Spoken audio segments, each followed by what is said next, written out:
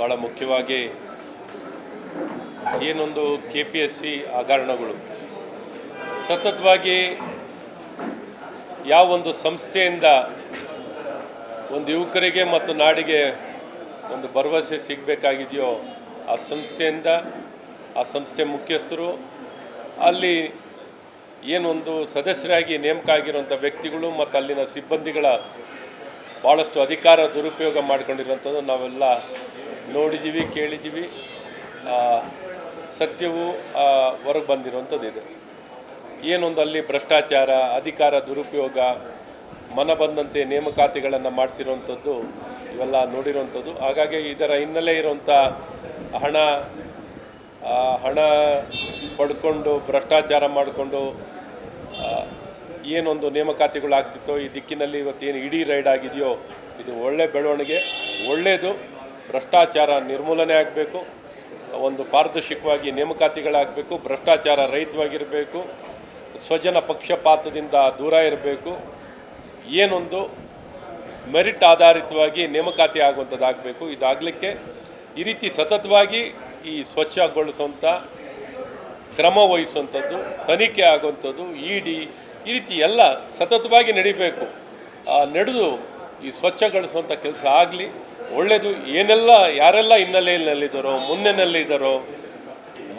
ಹಿನ್ನೆಲೆ ಯಾರೇ ಯಾವುದೇ ರೀತಿ ಹಸ್ತಕ್ಷೇಪ ಮಾಡಿರೋ ಮೇಲೆ ಸಂಪೂರ್ಣವಾಗಿ ನಿರ್ದಾಕ್ಷಿಣ್ಯವಾಗಿ ಕ್ರಮ ವಹಿಸಿ ಅವ್ರನ್ನ ಬಂಧಿಸುವಂಥದ್ದು, ಶಿಕ್ಷೆ ಆಗೋಂಥದ್ದು ಆದರೆ ಒಳ್ಳೆಯದು ಅಂತ ಎಲ್ಲರ ಪರವಾಗಿ ನಾನು ಮನಪೂರ್ವಕವಾಗಿ ಕೇಳ್ಕೊತೀನಿ. ಒಳ್ಳೆಯದು, ತನಿಖೆ ಪ್ರಾಮಾಣಿಕವಾಗಿ ನಡೀಲಿ ಅಂತಲೂ ಬಯಸ್ತೀನಿ.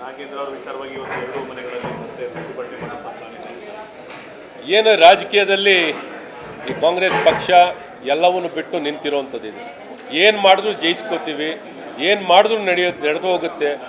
ಕಣ್ಮುಂದನೇ ಸದನದ ಒಳಗೇ ಅಂದಿನ ಮುಖ್ಯಮಂತ್ರಿ ಸಿದ್ದರಾಮಯ್ಯನವರೂ ಒಪ್ಕೊಂಡಿದ್ದಾರೆ, ಹೌದು ಈ ರೀತಿ ಹಣ ದುರುಪಯೋಗ ಆಗಿದೆ, ಹಣ ಡೈವರ್ಷನ್ ಆಗಿದೆ ಅಂತ ವಾಲ್ಮೀಕಿ ಜನಾಂಗದ ಜನರಿಗೆ ಅನ್ಯಾಯ ಆಗಿದೆ ಅಂತ ಒಪ್ಕೊಂಡ್ರು ಸಹ ಮತ್ತೊಮ್ಮೆ ಈಗ ಸಚಿವರನ್ನ ಮಾಡ್ತಾರಲ್ಲ.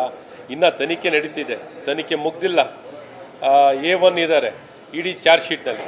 ಇಂಥವ್ರನ್ನ ಮತ್ತೆ ಮಂತ್ರಿ ಮಾಡಿದ್ದಾರೆ ಅಂದರೆ ಯಾವ ರೀತಿ ಕಾಂಗ್ರೆಸ್ಸಿನ ಸರ್ಕಾರಕ್ಕೆ ನೈತಿಕತೆ ಇದೆ ಅಥವಾ ಅವರಿಗೆ ಸಂವಿಧಾನ ಕಾನೂನು ಬಗ್ಗೆ ಗೌರವ ಇದೆ ಅನ್ನೋಂಥದ್ದು ನಾವು ನೋಡ್ಬೋದು. ಹಾಗಾಗಿ ಇವತ್ತು ಪ್ರತಿಪಕ್ಷ ಯಾವಾಗ ಸರ್ಕಾರ ಕಾಂಗ್ರೆಸ್ ಪಕ್ಷ ವಿಫಲವಾಗಿದೆ, ನಾವೊಂದು ಪ್ರತಿಪಕ್ಷವಾಗಿ ನಮ್ಮ ಜವಾಬ್ದಾರಿ ಆಗಿದೆ ಇದನ್ನು ಬಯಲಿಗೆಳೆಯುವಂಥದ್ದನ್ನ ಇದನ್ನು ಮಾಡುವಂಥದ್ದು ಆಗ್ತದೆ.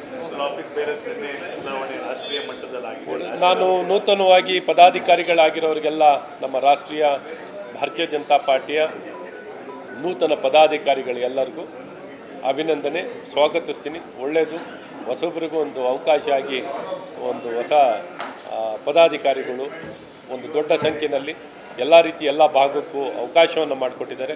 ವಿಶೇಷವಾಗಿ ನಮ್ಮ ಕರ್ನಾಟಕ ರಾಜ್ಯದಿಂದ ನಾಗರಾಜ್ ಅವರು ರಾಜ್ಯಸಭಾ ಸದಸ್ಯರಾಗಿ ಈಗ ರಾಷ್ಟ್ರೀಯ ಉಪಾಧ್ಯಕ್ಷರಾಗಿರೋದು ಇದೆಲ್ಲ ಭಾಳ ಸಂತೋಷ. ನಮ್ಮ ರಾಜ್ಯಕ್ಕೂ ಪ್ರಾತಿನಿಧ್ಯ ಕೊಟ್ಟಿದ್ದಾರೆ, ಒಟ್ಟಾರೆ ದೇಶ ವ್ಯಾಪ್ತಿಯಲ್ಲಿ ಕೊಟ್ಟಿದ್ದಾರೆ. ಅವರಿಗೆಲ್ಲ ಶುಭವನ್ನು ಹಾರೈಸ್ತೀವಿ.